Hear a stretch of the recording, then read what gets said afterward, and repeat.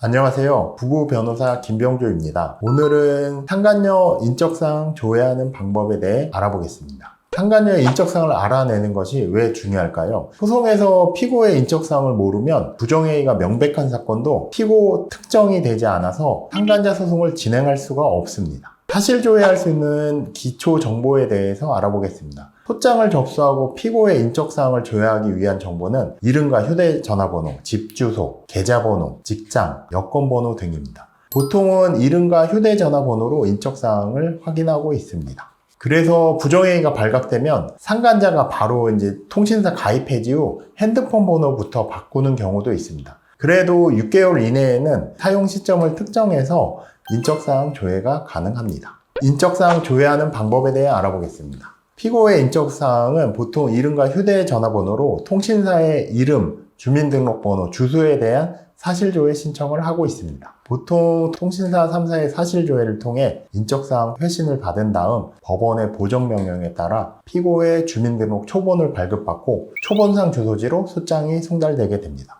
만일 피고의 이름이 다르거나 다른 사람 명의 전화번호인 경우에도 통신사의 문서 제출 명령을 통해서 가입자의 인적사항을 확인해서 피고의 본명을 알게 되는 사건도 있습니다. 또 피고가 배우자 명의 전화번호를 사용하는 경우에는 조회된 배우자 주소를 확인해서 피고 이름과 그 주소지로 법원의 보정 명령을 받아서 피고의 초본을 발급하는 사건도 있습니다. 피고가 법인 명의 핸드폰을 사용하거나 가족이 아닌 다른 사람 명의 전화번호를 사용하는 경우에는 인적사항 조회가 어렵습니다. 그래서 피고의 직장, 계좌번호, 여권번호, 만일 형사사건이 접수된 경우 등 추가 정보를 꼭 확보해 놓는 것이 좋습니다. 부정행위 사건에서는 배우자랑 피고가 금전거래를 하는 사례가 많이 있습니다. 그때는 피고의 계좌번호를 꼭 확보하셔야 합니다. 피고의 직장 주소를 알고 있을 때 직장으로 소장을 보내길 원하시는 분들이 있습니다. 근데 사실 피고의 직장으로 소장이 갔다고 직장의 소장 내용이 알려지는 것도 아니고 피고가 소장을 받고 보통 송달 장소를 변경하기 때문에 직장으로 소장을 보내는 것이 크게 압박하는 방법은 아닙니다.